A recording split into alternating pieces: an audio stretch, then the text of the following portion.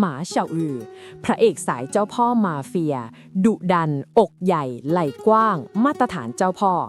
แต่เมื่อต้องเสียใจก็จะแสดงทางสีหน้าได้อารมณ์เจ็บปวดที่สุดถ้าทางตอนโกรธขบกรามยื่นหน้ามาใกล้ๆก็ทำให้สาวๆในใจวิวกันเลยถือว่าเป็นพระเอกที่ถูกโปรโมทอย่างมากและหลายคนก็โดนตกมาซีรีส์แนวตั้งเพราะผู้ชายสายโหดคนนี้พร้อมซีรีส์คุณภาพน่าติดตามที่ 2024 ชื่อเรื่องภาษาอังกฤษคือ Fake Heiress Mr. Fu's Obsession หรือทายาทปลอมส่วนชื่อภาษาจีนคือฟู่เซียนเชิงเปียจุยหลังต้าเสียวเจี๋ยชื่อจ่าเต๋อนางเอกรับบทโดยจั่วอี้เป็นแนวโรแมนต์ดราม่าเรื่องย่อก็คือฟู่จิงเหยียนช่วยเหลือหญิงสาวที่หน้าคล้ายน้องสาวของเขาอย่างน่าขนลุกแต่น่าเสียดายที่ดูเหมือนเธอจะมีปัญหาทางจิตแต่เขาก็ยังมุ่งมั่นที่จะใช้เธอเพื่อขัดขวางพี่ชายต่างมารดาและพ่อของเขาพร้อมกับปลอบใจตัวเองด้วยใบหน้าที่เหมือนน้องสาวสุดที่รักของเขาในขณะเดียวกันซื่อเหนียนก็เล่นบทบาทนั้นและฉวยโอกาสแก้แค้นครอบครัวผู้มีชื่อเสียงที่ทำร้ายร่างกายและทอดทิ้งเธอไปอย่างไม่ใยดีเรื่องถัดไป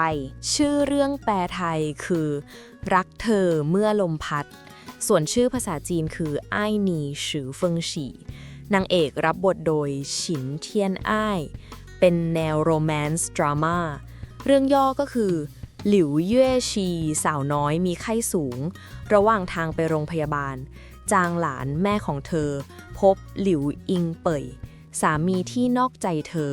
บิดาที่ชอบผู้ชายมากกว่าผู้หญิงทำให้แม่ของเธอแทบคลั่งโชคดีที่เธอได้รับการช่วยเหลือจากพ่อบุญธรรมตอนนี้หลิวเย่ชีกลับมาแล้วและวางแผนที่จะเอาคืนทุกสิ่งที่เป็นของแม่โดยไม่คาดฝัน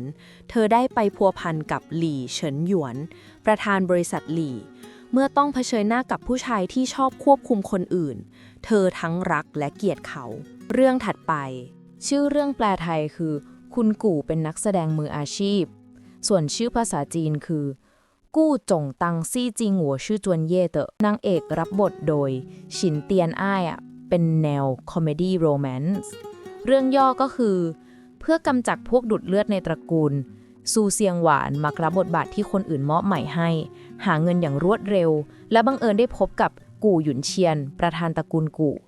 เพื่อขจัดความอยากแต่งงานกู่หยุนเชียงจึงจ้างซูเซียงหวานเป็นภรรยาทั้งสองแต่งงานกันทันทีและมีความสัมพันธ์กันตามสัญญา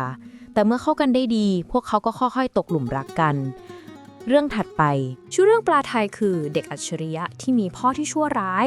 ส่วนชื่อภาษาจีนคือเทียนฉายเหมืองเป่าฝูเฮอเตี้ยตินางเอกรับบทโดยเหมืองหน้าเป็นแนวดราม่าโรแมนต์เรื่องย่อก็คืออันโหรจากไปอย่างเงียบๆเมื่อ6 ปีก่อนและจินไปเฉินรอคอยเธอมา6 ปีเมื่อเขาได้พบกับเธออีกครั้งอันโหรจงใจแซงทำเป็นขี้เหร่แต่เขาก็ยังคงหลงใหลเธอจนกระทั่งเขาได้เห็นตัวตนที่แท้จริงของเธอเขาก็จะไม่มีวันปล่อยเธอไปเรื่องถัดไปชื่อเรื่องภาษาอังกฤษคือ River Flows in You หรือแม่น้ำแห่งความปรารถนาส่วนชื่อภาษาจีนคือเทียนไฉเหมืองเป่าฟู่เคยเตียตีนางเอกรับบทโดยจินจือเป็นแนวโรแมนต์เรื่องย่อก็คือเฉินซีและเฉินชวนพบกันในงานแต่งงานของเพื่อน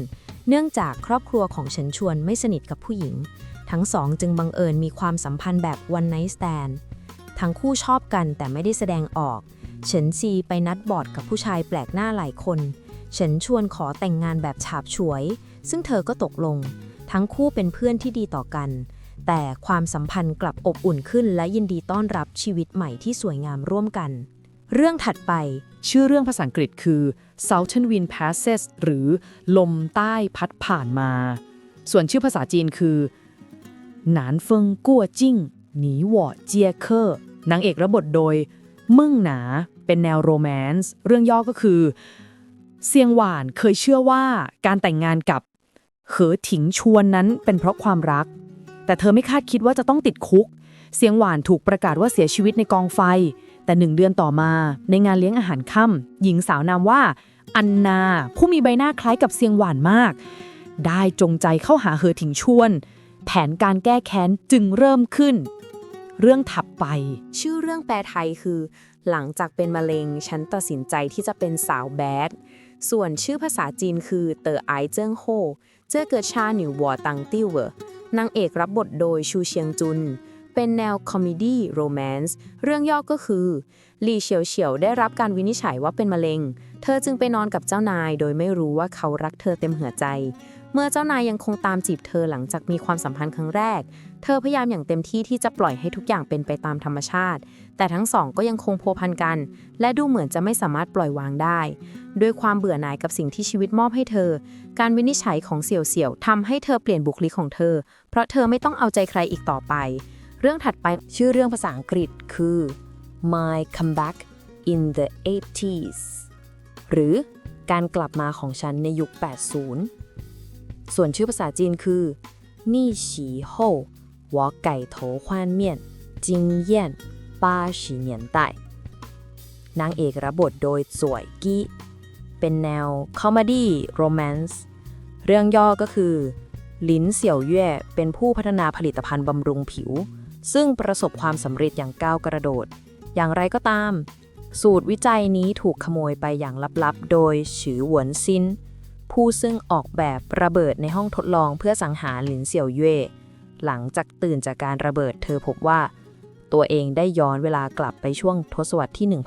1980 เรื่องถัดไปชื่อเรื่องแปลไทยคือเจ้าสาวผิดคนของคุณซีส่วนชื่อภาษาจีนคือซือเช่าเต๋อชั่วจิซินเหนียงนางเอกรับบทโดยไปเหยินเป็นแนวโรแมนต์เรื่องย่อก็คือแย่หวานเกิดความเข้าใจผิดระหว่างที่เธอกำลังปกป้องเฉินจื้อหยินเพื่อนสนิทของเธอใช้เวลา1 คืนกับซูเจี๋ยโดยไม่รู้ตัวตนของเขาเฉินจื้อหยินจึงฉวยโอกาสปลอมตัวและใส่ร้ายเธอซึ่งนำไปสู่จุดจบของความสัมพันธ์ของเธอกับซือเจี๋ยเรื่องถัดไปชื่อเรื่องแปลไทยคือเจียงไหลช่วยดูแลฉันด้วยส่วนชื่อภาษาจีนคือเจียงไหลฉิงตัวกวานเจ้านางเอกรับบทโดยใจเย็นจิ้งเป็นแนวโรแมนซ์เรื่องย่อก็คือชานเจ๋อซีปกปิดตัวตนและเดินทางมาที่บริษัทหัวซิงเพื่อตามหาพ่อแท้ๆของเขาเจียงไหลเลือกเขาเป็นคู่ชีวิตโดยอันเอิงเดิมทีเขาตั้งใจจะใช้เจียงไหลเพื่อใกล้ชิดกับพ่อแท้ๆแต่กลับตกหลุมรักเธอในช่วงเวลาที่อยู่ด้วยกันและเกิดความขัดแย้งระหว่างอารมณ์และเหตุผลเมื่อความจริงทั้งหมดถูกเปิดเผยและในที่สุดเขาก็สามารถแสดงความรู้สึกออกมาได้รักแรกของเจียงไหลก็ปรากฏขึ้นอย่างกระทันหันชานเจ๋อซีจึงได้รู้ว่าเขาเป็นเพียงตัวแทนของไบเว่กวงชื่อเรื่องแปลไทยคือตกหลุมพรางส่วนชื่อภาษาจีนคือลั่วรู่ทาเตอเชนเต้านางเอกรับบทโดยเหอเฉียงควางเป็นแนวดราม่าโรแมนซ์เรื่องย่อก็คือซูหยวนต้องเผชิญกับการทรยศหักหลังทางอารมณ์และชีวิตของเธอตกต่ำถึงขีดสุดในช่วงเวลาที่สิ้นหวังที่สุดเฉินหลี่ชายลึกลับผู้เปรียบเสมือนแสงสว่างที่คอยช่วยเหลือเธอมานับครั้งไม่ถ้วนความสัมพันธ์ของทั้งสองค่อยๆอบอุ่นขึ้นตัวตนที่แท้จริงของเฉินหลี่ยังคงเป็นปริศนาเขาสนใจซูหยวนเพื่อจุดประสงค์อื่นหรือไม่เมื่อซูหยวนตัดสินใจหลีกหนีจากสถานการณ์และแสวงหาชีวิตอิสระเกมแห่งความรักและการสมคบคิดกำลังดำเนินไปเรื่องถัดไปชื่อเรื่องปลาไทยคือรักเมื่อราตรีมาเยือนส่วนชื่อภาษาจีนคืออ้ายใจเย่มูเจียงจื้อฉือนางเอกรับบทโดยหลิวเมน่าเป็นแนวดราม่าโรแมนซ์เรื่องย่อก็คือเมื่อซูชิงชิงแต่งเรื่องโกหกไร้สาระเกี่ยวกับการเดทกับ CEO ที่ไปต่างประเทศมานานเธอจึงไปที่บาร์เพื่อหานายแบบชายเพื่อปลอมตัวเป็นประธานเจียงหยูเฟิงสิ่งสุดท้ายที่เธอคาดหวังก็คือการจ้างเขามาปลอมตัวเป็นตัวเองชื่อเรื่องแปลไทยคือรักต้องห้ามจากหัวหน้าแก๊งส่วนชื่อภาษาจีนคือ闪婚后我成了大佬的掌中之物นางเอกรับบทโดยจางฉูเซียนเป็นแนวดราม่าและโรแมนซ์เรื่องย่อก็คือซ่งฉาตกหลุมรักว่านหนีผู้ซึ่งช่วยเขาไว้ตั้งแต่แรกเห็นหัวหน้าแก๊งลักพาตัวเจ้าสาวไปในวันแต่งงานขณะที่เขาดึงเธอเข้าสู่โลกของเขาว่านหนีต้องเผชิญหน้ากับไม่เพียงแต่ความโหดร้ายของอาณาจักรของเขาเท่านั้นแต่ยังรวมถึงความซับซ้อนของความเป็นมนุษย์ของเขาด้วยเรื่องถัดไปปี 2025 ชื่อเรื่องภาษาอังกฤษคือ Don't Leave Me หรือรักมิอาจหลีกเลี่ยงส่วนชื่อภาษาจีนคือจั่งชินหนานเถานางเอกรับบทโดยหลานเป็นแนวดราม่าและโรแมนซ์เรื่องย่อก็คือ กู้หมานชินทนไม่ได้กับความรุนแรงในครอบครัวของเซินจินสามีของเธอจึงแกล้งตายเพื่อหนีต่อมาเธอได้พบกับเหวินอี้หวยศัลยกรรมตกแต่งและขอร้องให้เขาเปลี่ยนหน้าให้เหวินอี้หวยตกลงและขอให้กู้หมานชิงปลอมตัวเป็นภรรยาที่เสียชีวิตไปแล้วทันใดนั้นเซินจินก็รู้เรื่องนี้เข้าพวกเขาทั้ง3จึงเริ่มเกมไล่ล่าและหนีอันน่าตื่นเต้นเรื่องถัดไปชื่อเรื่องภาษาอังกฤษคือ Royal Highness Princess หรือแผนการกลับมาของเจ้าหญิงส่วนชื่อภาษาจีนคือกงจู่หวยกุยจี้ฮว่านางเอกรับบทโดยหลี่เสี่ยวเหยาเป็นแนวดราม่าโรแมนซ์เรื่องย่อก็คือชุยซีเย่ลูกหลานขององค์หญิงที่ถูกเนรเทศไปต่างแดนได้เปลี่ยนชื่อเป็นฮัวเย่และแอบย่องเข้าไปยังแคว้นอีเพื่อแก้แค้นศัตรูของตนคืออีนางได้เข้าไปหาเว่ยหลี่คนรักของเคออีและพบโดยไม่คาดคิดว่าเขาเป็นเพื่อนสมัยเด็กของนางระหว่างการแก้แค้นนางได้ค้นพบว่าผู้ร้ายตัวจริงคือเคอหยุนน้องชายของเคออีซึ่งแอบมองนางมานานและนางก็ตกหลุมพรางกับดักที่เขาออกแบบไว้เรื่องถัดไปชื่อเรื่องภาษาอังกฤษคือ A Tragedy in Your Name หรือโศกนาฏกรรมในนามของคุณ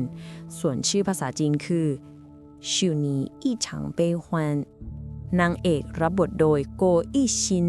เป็นแนวโรแมนซ์นะคะเรื่องย่อก็คือฟู่หานชวน CEO ผู้ไม่ดื่มสุราถูกกำหนดให้ตายก่อนวันสิ้นปีเนื่องจากร่างกายเป็นหยางอย่างสมบูรณ์ได้ค้นพบโดยไม่คาดคิดว่าซือแย่นักศึกษามหาวิทยาลัยผู้ยากไร้เป็นคนเดียวในโลกที่มีร่างกายหยินอย่างสมบูรณ์ที่สามารถรักษาเขาได้เพื่อความอยู่รอดฟู่หานชวนจึงแต่งงานกับซือแย่แต่เมื่อรู้ว่าการรักษาของเธอทำให้ชีวิตของเธอตกอยู่ในความเสี่ยงเขาจึงค่อยๆตกหลุมรักและต้องเผชิญกับทางเลือกอันแสนทรมานระหว่างความเป็นและความตายชื่อเรื่องแปลไทยคือ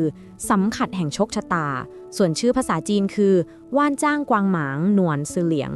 นางเอกรับบทโดยหวังหยุนหยุนเป็นแนวคอมเมดี้โรแมนซ์เรื่องย่อก็คือ5 ปีก่อนไหมหม่างถูกโจมตีในช่วงเวลาสำคัญ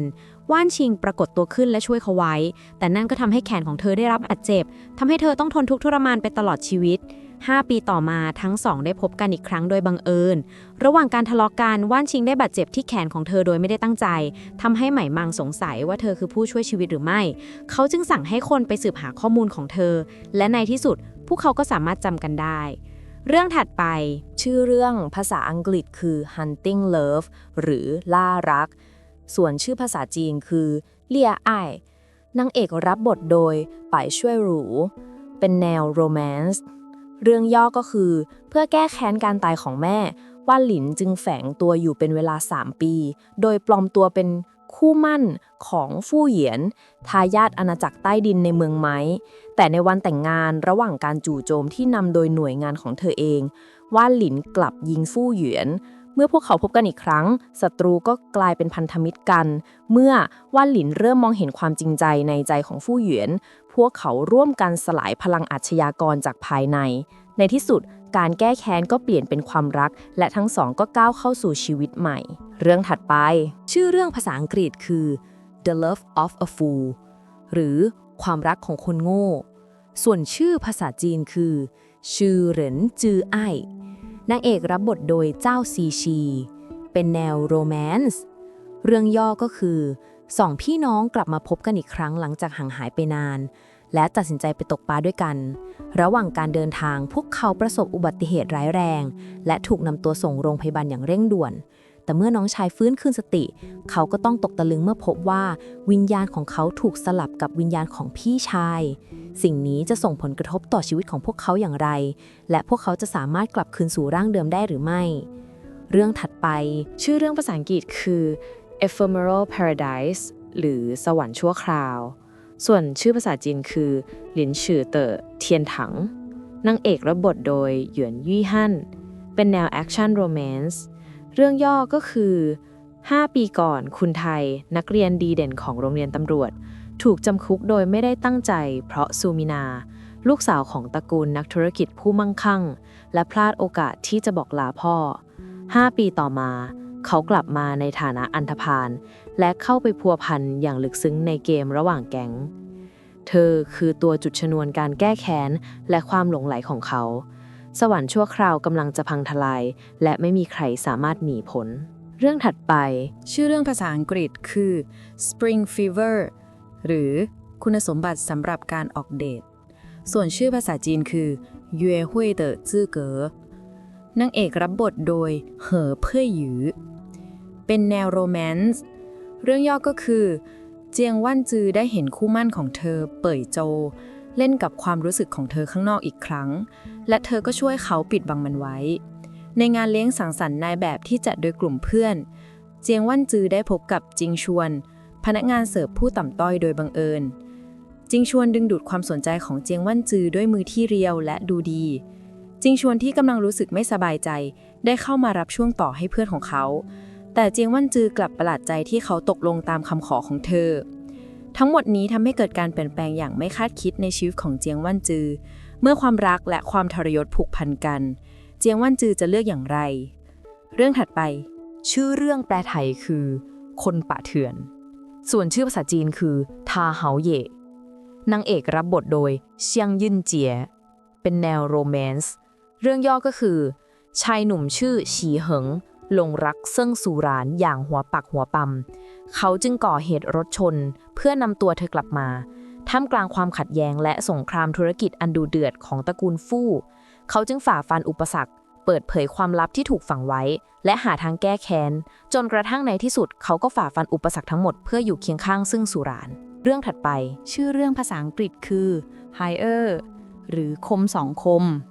ส่วนชื่อภาษาจีนคือชวงเร่นนางเอกรับบทโดยโชจิซินเป็นแนวระทึกขวัญเรื่องย่อก็คือเจียงเชิ่นอดีตผู้ฝึกสอนหน่วยรบพิเศษปลอมตัวเข้าไปสืบสวนการเสียชีวิตของน้องสาวจากอุบัติเหตุรถยนต์ไร้คนขับโดยร่วมมือกับไปฟ้านอดีตคู่หูที่กลายมาเป็นศัตรูเพื่อเปิดเผยแผนการร้ายของบริษัทเทคโนโลยีแห่งหนึ่งชื่อเรื่องภาษาอังกฤษคือ Killing Me Softly หรือปริศนาแห่งรักในแสงแห่งสงครามส่วนชื่อภาษาจีนคือเฟิงหัวเตี่ยนเติงจื้อฉิงหมีฉิงหมีนางเอกรับบทโดยจินซือเป็นแนวประวัติศาสตร์โรแมนต์เรื่องย่อก็คือกวนจือหลินเป็นนักเขียนหญิงที่เซียงอี้ชึ้นสายลับลึกลับชื่นชอบนิยายของเธอจึงถูกข่มขู่ว่าจะล่อลวงและฆ่าเขาในที่สุดทั้งคู่เริ่มสนิทสนมกันมากขึ้นแต่เพื่อประเทศชาติพวกเขาจึงต้องละทิ้งความรู้สึกส่วนตัวและเดินหน้าต่อไปเพื่อให้ทุกคนสามารถอยู่ร่วมกันได้อย่างเสรีเรื่องถัดไปชื่อเรื่องภาษาอังกฤษคือ Be Her Resilience หรือด้วยความเข้มแข็งของเธอส่วนชื่อภาษาจีนคือหยี่ทาจูเรินเรื่องนี้นะคะเป็นตัวละครสนับสนุนเป็นแนวประวัติศาสตร์ธุรกิจและครอบครัวเรื่องย่อก็คือในช่วงทศวรรษที่ 1930 ยุนเฉิงพี่น้องบุญธรรมที่แยกทางกันอย่างซ่งเจียหยูและหัวหรานถึงผูกพันกันด้วยต้นกำเนิดที่แตกต่างกันและแผนการสมคบคิดในครอบครัวต่างพัฒนาจากคู่แข่งไกลเป็นพันธมิตรโดยพวกเธอใช้ไหวพริบทางธุรกิจและยุทธศาสตร์ใต้ดินเพื่อทลายการทรยศของพ่อทวงคืนมรดกของแม่และเปลี่ยนที่ดินฮั่วอานกดขี่ให้เป็นสถานที่ศักดิ์สิทธิ์ทั้งการศึกษาและการรักษาพยาบาลของสตรีโดยกำหนดชะตากรรมของตนเองในรุ่งอรุณของยุคสมัยใหม่เรื่องถัดไปชื่อเรื่องภาษาอังกฤษคือ